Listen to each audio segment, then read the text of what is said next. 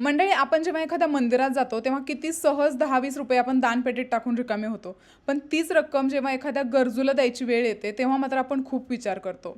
आज थेट कॅमेरासमोर येऊन बोलायचं कारण म्हणजे आपल्या मंगळवार पेठेत असणारं एक 11 महिन्यांचं छोटंसं हृदय नावाचं बाळ.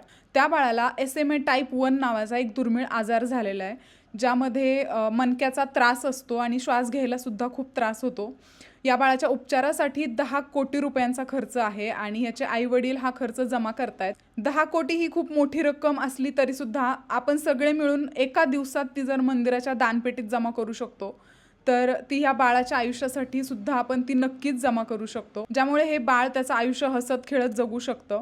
पेमेंटचा QR, अकाउंट नंबर हे सगळं व्हिडिओमध्ये आणि कॅप्शनमध्ये मी देतच आहे.